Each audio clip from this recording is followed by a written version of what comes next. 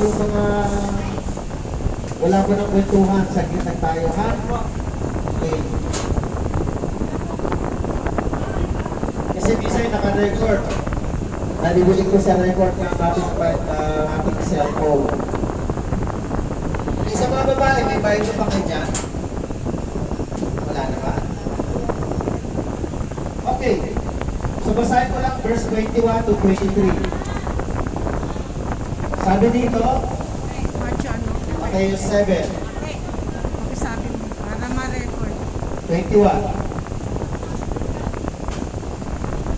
Basahin ko muna hanggang 23. Di lahat ng tumatawag sa akin, Panginoon, Panginoon, ay papasok sa kaharian ng langit, kundi ang mga taong sumusunod sa kalooban ng aking Ama na nasa langit. Maliwanag po? Yan. Ulitin ko po, verse 21 ha. Hindi lahat ng tumatawag sa akin, Panginoon, Panginoon, ay papasok sa kaharian ng langit, kundi ang mga taong sumusunod sa kalooban ng aking Ama na nasa langit. Verse 22, sa araw ng pagbubuko, marami ang magsasabi sa akin, Panginoon, hindi po ba sa iyong pangalan ay nangaral kami, nagpalayas ng mga demonyo at lumuwa ng mga himala? Verse 23, ngunit sasabihin ko sa kanila, hindi ko kayo kilala, tumatingin kayo sa akin, kayong mga gumagawa ng kasamaan. Okay, dito muna tayo sa tatlong verses. Ang sabi ni Jesus, hindi lahat ng tumatawag sa akin, Panginoon, Panginoon. Dalawang beses yung Panginoon, Panginoon, ay papasok sa kaharian ng langit. Kundi ang mga taong sumusunod sa kalooban ng aking Ama na nasa langit. So yung dalawang Panginoon na binabanggit, yung unang Panginoon, yung mga tumatawag ng Panginoon ay yun ay papasok sa kaharian ng langit. So dalawa po ang tumatawag ng Panginoon. Yung totoong tumatawag ng Panginoon at yung Panginoon lamang pero sa labi, wala sa puso. Okay, una-una, sino yung Panginoon na papasok sa kaharian ng langit? Sa verse 21, nabagitin niya rito, ang papasok lang sa kaharian ng langit ay yung tao sumusunod sa kalooban ng aking Ama na nasa langit. Siyempre po, kung sinusunod natin ang Diyos Ama sa langit, makakapasok sa kaharian ng langit. Tandaan po natin, ang kaharian ng langit hindi po sa lupa. Yun po ay sa langit sa taas, sa luklukan ng Diyos. Meron tao tumatawag ng Panginoon na makakapasok sa langit. At kung dalawang tumatawag ng Panginoon, sa verse 22, sa araw ng paghuhukom, mga kapatid, ang langit po ay mararating ng tao kapag siya po ay namatay, o kaya dumating yung panahon ng paghuhukom. Ang paghuhukom po ay mangyayari pa ho sa Revelation chapter 20. Beginning verse 11 hanggang 15. Pero ang tao po, pag namamatay, pwede siyang bigyan ng paghuhukom, pwede siyang hukuman ng Diyos. Ngayon, sabi dito, ito yung ikalawang tumatawag ng Panginoon. Nakikinig po ba, mga kabayan? Ito yung ikalawang tumatawag ng Panginoon. Ito yung hindi papasok sa kaharian ng langit. Sabi dito ni Jesus, verse 22, sa araw ng paghuhukom, marami magsasabi sa akin, marami na, actually nagsasalita dito si Jesus, marami na magsasabi kay Jesus, Panginoon, hindi po ba sa iyong pangalan ay nangaral kami? Ibig sabihin, hindi lamang Panginoon tinatawag, kundi Panginoong Jesus. Ginagamit yung Jesus. Sa salitang Hebreo, ang pangalan ni Jesus ay Yeshua. Ulitin ko. Yung mga Hebreo, mga Israelita, ang tawag kay Jesus ay Yeshua. Sasabihin nila, Yeshua, Panginoon, hindi po ba ay kami ay nangangaral sa iyong pangalan?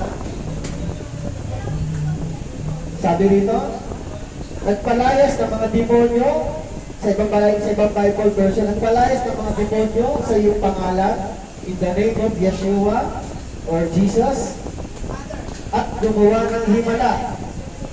At gumawa ng himala sa iyong pangalan. Tatlo po yung ginagawang bagay. Mga kapatid, ulitin ko ulitin ko po. Yung pangangaral po ng salita ng Panginoon, yung pagpapalayas ng demonyo sa ngalan ni Jesus, at yung gumagawa ng himala sa ngalan ni Jesus, yun po ay kalooban din ng Panginoon. Ulitin ko po. Ito pong klase ng ginagawa ng mga tao na tinatawag o tumatawag ng Panginoon.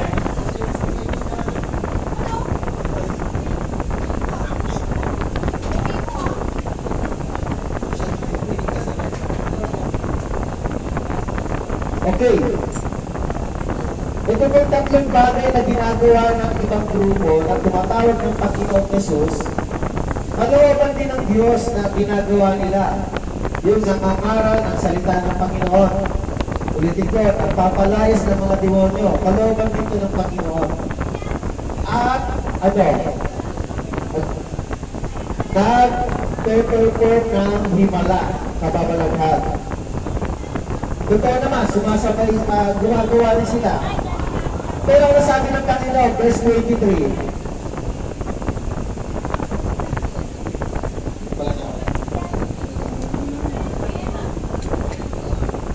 Okay? Wait lang ha.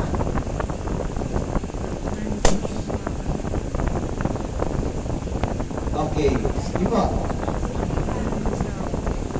Ngunit ang sasabihin ng Panginoon, verse 23, ngunit sasabihin ko sa kanila, sabi ni Jesus, hindi ko kayo kilala. Lumayo kayo sa akin, kayong mga gumagawa ng kasamaan.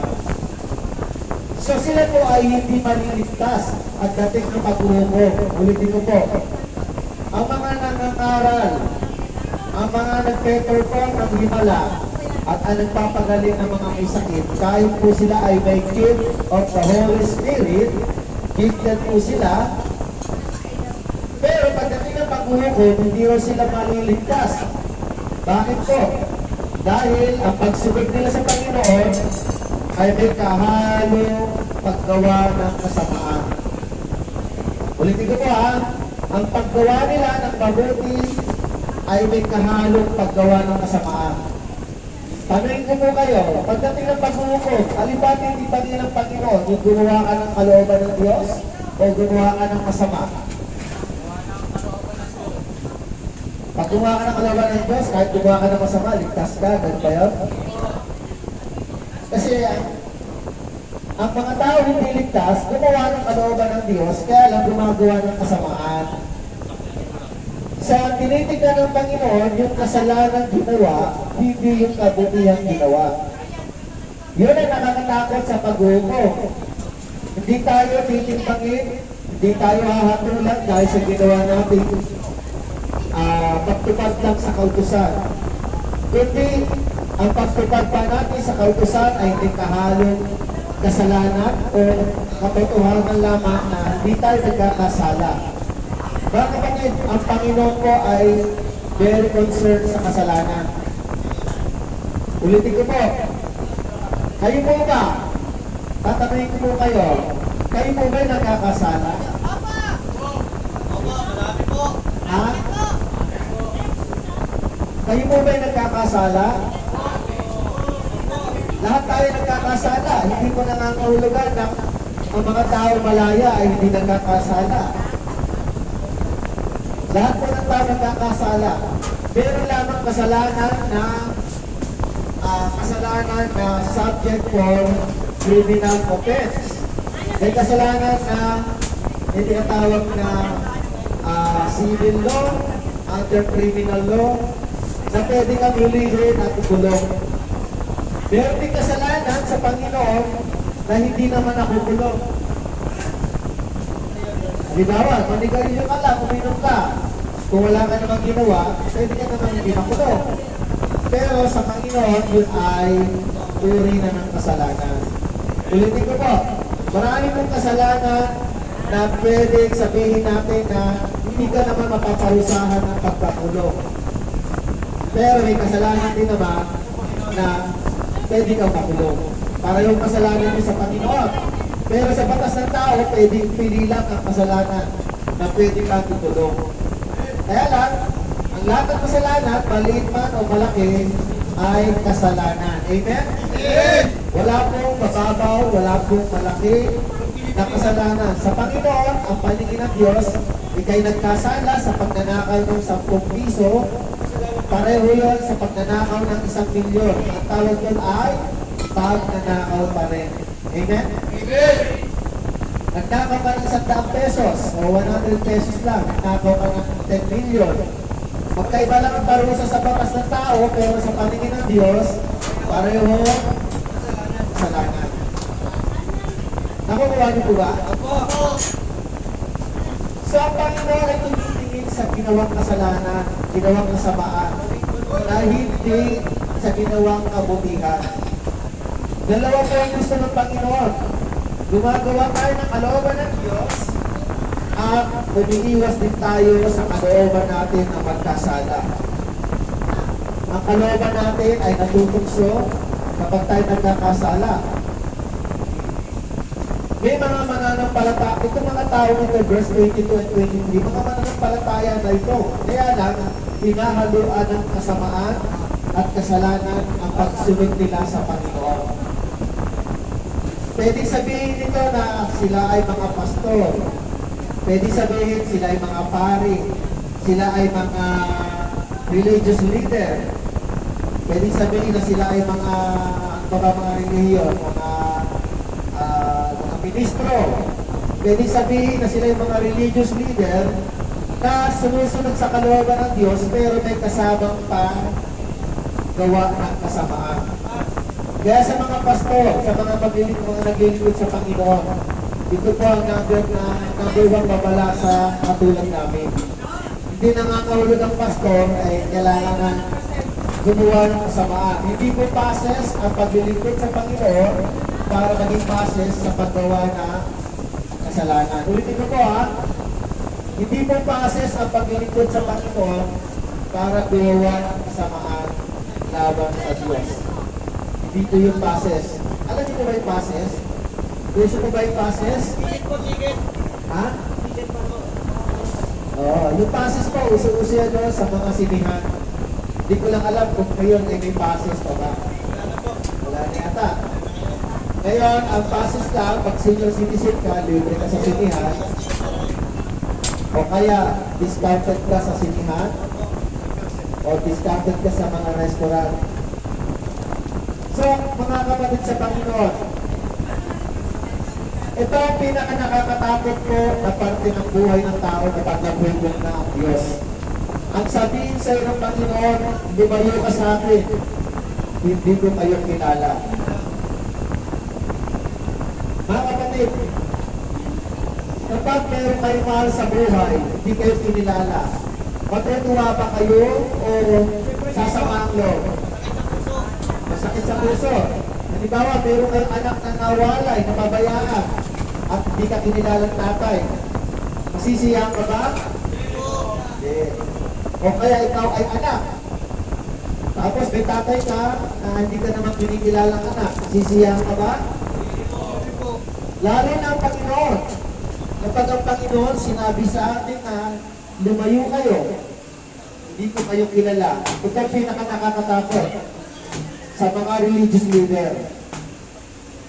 Number one, pinututok ko lang dito ang mga religious preacher, religious leader. Pero hindi po tayo accepted, kayo po accepted. Kung kayo po ay nagsisikap maging mabuti, ipagpatuloy po ninyo sa harapan ng Diyos. Huwag nyo nang haluan ng kasamaan. Amen ba yan? Kapag tayo may namumuhay sa kasalanan, namumuhay sa kasamaan, ibig sabihin namumuhay, talagang yun ang ginagawa natin. Iba yung nagkasala, iba yung natugso lang, pero hindi naman talaga yun ang pamumuhay niya.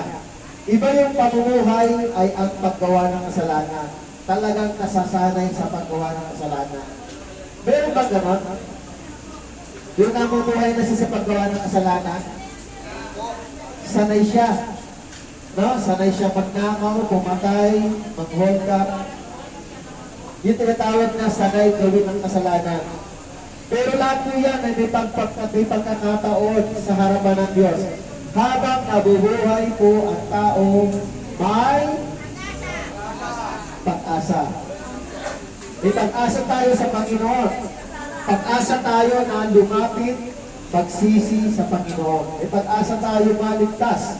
Dahil ang Diyos natin ng kaligtasan ay hindi naman namamatay. Walang expiration ng kaligtasan sa buhay ng tao. Maliban na lang kapag siya'y namatay na hindi natanggap ang kaligtasan ng Panginoon. Ulitin ko po ha. Walang expiration ang salvation ng Diyos sa pamamagitan ni Kristo.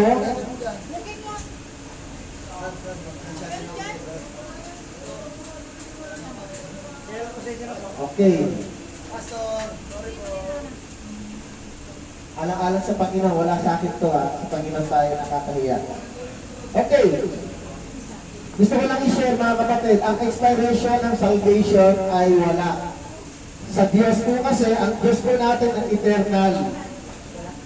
Siya ay bulit na buhay, siya ay umakyat na sa langit, si Kristo, at patuloy po ang kaligtasan sa mga tao na nais maligtas. Maligtas, manampalataya, magsisi. Ang expiration ng kaligtasan kapag ang tao po ay namatay na hindi niya nakilala ang Panginoong Yesus. Maaari wala siyang chance na maligtas. Maliban na lang, pagbago ng pasyang Diyos, nasa Panginoon pa rin ang huling pagpapasya. Amen ba lang? Amen? Ako po ay nagsishare sa inyo para yung attention ninyo ay sa Panginoon. Amen? Kapag ang attention nyo naagaw pa ng ibang bagay, paano yan? Ang Panginoon ay tumitingin din sa puso ninyo. Pag binibigyan nyo ng pagpapahalaga ang Panginoon, pero nga rin pagpapahalaga sa Kanya. Tandaan po natin, wala po kayong magagawa. Nasa daw po kayo. Ang pinakatanging lalapitan nyo lamang ay ang kaawaan ng Diyos. Amen? Amen! Kapag ang awa ng Diyos ay hindi nakarating sa inyo, baka tumagal kayo. Kaya kailangan igalang magpasya tayo na matuto sa salita ng Panginoon. Siya lamang ang may sabi ng kaligtasan. Sabi nga niya, pagdating ng paghuhukom, lahat ng mga taong gumagawa ng kabuting, ngunit may kahalong paggawa ng kasamaan, hindi maliligtas. Dahil ang paghuhukom, si Kristo ang may hawak ng ating kaluluwa kapag tayo po ay namatay. Wala kang sino man may hawak ng kaluluwa natin pag tayo namulat. Tanging si Jesus lamang. Siya ang magpapasya kung kayo ay ligtas, pupunta sa langit, sa buhay na walang hanggan. Siya ang magpapasya kung kayo ay pupunta sa impyerno. Kaya sino pang lalapitan natin sa Diyos? Si Satanas wala po siyang pinalaman sa impyerno kasi kasama siya mapupunta rin sa impyerno. Sa Revelation chapter 20, mga kapatid, siya rin po ay hahatulan. Kasama ng mga tao hahatulan sa dagat-dagatang apoy. Wala po tayong nalapitan kundi si Jesus. Ngayon si Kristo nagsasalita sa harapan ninyo. Igalang po natin at tanggapin natin ang salita niya. Wala po sa akin, ito po'y para sa inyo. Ito po'y para sa inyo. Kaya mga kapatid, magpasya po kayo sa harapan ng Diyos. Sikapin po ninyo na matuto kayo sa salita ng Panginoon. Ang himala ng Diyos ay makapangyarihan pwede niyang ibigay sa inyo. Sa Panginoon, walang imposible. Kung kaya kang palayain ngayon, bukas makalawa, kaya niyo rin yun. Kaya lang depende sa Kanya kung siya ay magpapasya gawin niyo. Kaya nga, tayo na lang sa Kanya. Siya ang humahabol, mga kapatid. Ano sabi ni Jesus? Hindi ko kayo kilala. Ibig sabihin, pagdating ng paghuhukom, hindi sinabi ni Kristo, teka lang ha, tatanungin ko muna yung aking Ama sa langit. Tatanungin ko muna yung Ama, yung Diyos Ama, kung ililigtas ka. Ano sabi ni Jesus? Very personal, hindi ko kayo kilala. Ibig sabihin, siya ang humahatol kung sino ang pupunta sa buhay na walang hanggan at sino ang tatanggihan niya at hindi niya kikilalanin. Matakot po tayo doon, mga kapatid. Matakot po tayo. Dalawa po ang buhay na walang hanggan. Buhay na walang hanggan, naghihirap ka sa impyerno. At buhay na walang hanggan na mapayapa ka sa langit, sa kingdom of God. Amen po ba ron? Alam ko po, ang tao po gusto makarating sa langit. Gusto niyo ba makarating sa langit? Wala pong tao naghahangad na mapunta sa impyerno. Dahil lang siguro minsan sa galit, gusto niya na, dahil sa galit, nasasabi niya na gusto niya pumunta na impyerno. Pero kapag siya ay nagbago ng pag-iisip at nahimasmasan ang kanyang kaisipan, ang tao po nagnanais makarating sa buhay na walang hanggan. Mga kapatid, hawak ni Jesus ang buhay ng kaluluwa natin. Kay Kristo lang po tayo umasa. Kay Kristo po tayo magtiwala. Dahil mahal niya kayo, mahal niya tayo. Ang pag-ibig ng Panginoong Jesus ay hindi nagbabago. Ulitin ko po, ang pag-ibig ni Kristo ay hindi nagbabago habang tayo nabubuhay, may pag-asa tayong lumapit, magpakumbaba sa Panginoon. Magsisi sa harapan ng Panginoon. Basahin ko lang po yung Jeremiah or Isaiah 57 verse 15. 57 verse 15. Kaliwa, bago tayo mag-closing prayer. Okay, 57 verse 15. Ano sabi dito ng Panginoon? Ako ang mataas-taasan at banal ng Diyos. Sige. Ang Diyos na walang hanggan. Matataas at banal na lugar ang aking tahanan. Okay. Sa mababang loob at nagsisisi ako ay kasama. Aking ibabalik ang pagtitiwala nila at pag-asa. Amen. Sabi ng Panginoon, ako ang mataas-taasan at banal na Diyos. Ang Diyos na walang hanggan. Matataas at banal na lugar ang aking tahanan. Langit po yun, langit. At sa mababang loob at nagsisisi, ako ay sasama. Ibig sabihin, bababa po ang Panginoon. Aking ibabalik ang pagtitiwala nila at pag-asa. Mga kapatid, kapag ang tao ko ay nagpapakumbaba sa Panginoon, bumababa ang Espiritu ng Diyos sa tao iyon. Kapag ang tao ko ay nagsisisi, bumababa ang Panginoon at kinokomfort ang tao nagsisisi. Kaya mga kapatid, mahal po kayo ng Diyos. Kung kayo nagsisisi, magpapakumbaba, handa ang Diyos ipagkaloob ang kanyang awa. Handa po natin, ang awa ng Diyos ay nakadepende sa atin. Kung dapat ba siyang maawa sa ating o hindi. Pero kung tayo po ay ma-prize, kung tayo po ay hindi nagpapakumbaba, hindi natin matatanggap ang awa ng Diyos. Puot ng Diyos. Galit ng Diyos ang tatanggapin natin. Mga kapatid, handa po ba kayo sa oras na ito ng magpakumbaba? Baka naman salita lang yan. Yung puso na natin handa magsisi sa Panginoon. Lagi tayo nagsisisi, okay lang. Lagi tayo magsisisi sa Panginoon. Lagi tayo naharap sa Panginoon, magpapakumbaba tayo. Lagi tayo mananalig kay Kristo. Mahal tayo ng Panginoon. Mahal na mahal tayo ng Panginoon. Wala pong sinasabi sa amin si Lord na tigilan niya na pagpunta sa jail dahil hindi ko naman sila mahal. Wala pong sinasabi gano'n. kundi ang sinasabi ng Panginoon, dalawin ang mga nasa nakulong sa jail, ipahayag ang mensahe ng Panginoon. Dahil kasama sila sa tinatawag ng 6 corporate mercy of God. Sabi ni Jesus, sa pagdating ng pag-uukom, ako ay nagutom, pinakain ninyo. Ako ay umat, pinamitan ninyo. Ako ay dayuhan, pinatuloy ninyo sa bahay. Ako ay nagkasakit, dinalaw ninyo. Ako ay nauhaw, pinainom ninyo. Ako ay nabilagdo, dinalaw ninyo.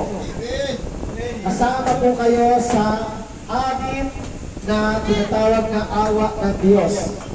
Kaya mga kapatid, hindi magbabago. Walang sino man magbabago ng sinabi ni Jesus. Kaya patuloy kayong dinadalaw ng maraming pastor, dinadalaw kayo kahit ng mga leader ng mga Muslim, ng ibang mga religious leader, dahil nalalaman nila na kayo ay nararapat bahagian ng salita ng Diyos at kahabagan. Bakit po? Yan ay utos ng Panginoon. Dahil mahal kayo ng Panginoon. Amen. So mananalangin ako. Sige, pikit natin ang mga mata natin. Mga babae, mananalangin ako. Habang nakapikit ang mata natin, isipin natin ang ating sarili sa harapan ng Diyos. Magpakumbaba po tayo. Dalawa po yung tumatawag ng Panginoon, Panginoon. Yung isang Panginoon, yung tumutupad sa kalooban ng Diyos at hindi nagkakasala. Ang isang tumatawag ng Panginoon ay tumutupad din ng kalooban ng Diyos, ngunit may kasamang kasalanan. Sinasamahan ng kasamaan. Sabi ng Panginoon, hindi ko kayo kilala. Yun ang iniiwasan natin mangyari isang araw na hindi tayo kilala ni Jesus. I-deny tayo ni Kristo. Sige po, tingin mga mata ninyo. Tayo po'y mananalangin. Hindi po ito sa pilitan, mga kapatid, sa mga gusto lamang sumunod sa panalangin. Yung mga ayaw, hindi ko po kayo pipilitin. Yung mga ayaw ay nire-request ko lang na manahimik lang po. Pero kung yung mga gustong tumanggap at manalig at magsisi sa kasalanan, iniimbita ko po kung ibigin ninyo yung mga mata ninyo. Ako muna mananalangin. Diyos Ama sa langit, salamat po. Salamat po sa iyong kabutihan. Muli mo kami dinala rito. At salamat po na may mga nangangaral din iba. Tulad kayo ng umaga, may nangangaral din po at kahapon.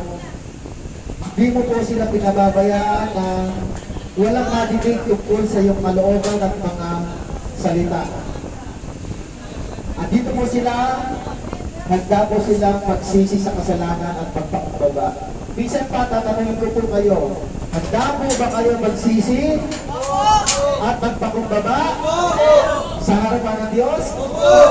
Sundan nilang po yung panalangin ko, Panginoong Jesus, maraming salamat sa pag-ibig mo sa akin. Panginoong Jesus, ako po'y nagpapakumbaba sa inyong harapan, nagsisisi sa aking mga kasalanan, nagawa sa inyo, na nagawa rin sa aking kapwa. Patawarin niyo po ako, Panginoong Jesus. Panginoong Jesus, ako'y nananalig, nananampalataya, ikaw ay namatay at muling nabuhay para sa akin. Lukuban niyo po ako ang iyong Espiritu Santo. Ako ay nananalig na ikaw ay aking Panginoon sa isip, sa salita, at sa gawa. Panginoong Jesus, maghari po ang iyong banal na Espiritu sa puso ko. Simula po ngayon. Salamat po. Ako na lang mananalangin. Diyos na masalangin, salamat po. Patuloy kong tinataas sa inyo ang buhay nila. Hindi po madali ang kalagayan nila. Lalo higit sa mga wala pang dalaw. Lalo higit sa mga magulang na nabibis ang kanilang mga anak. Sila po ay nais namin kaawaan po ninyo, Panginoon. At ang mga pamilya po nila na nasa labas na umaasa ng justisya, Dalangin namin na isang araw ay makalaya sila na hindi na sila babalik dito. At ang salita mo at ang kanilang pagsisisi, pagpapakumbaba ng kanilang pinanampalatayanan ng Panginoong Hesus, ang kanilang Panginoon, ang tagapagligtas,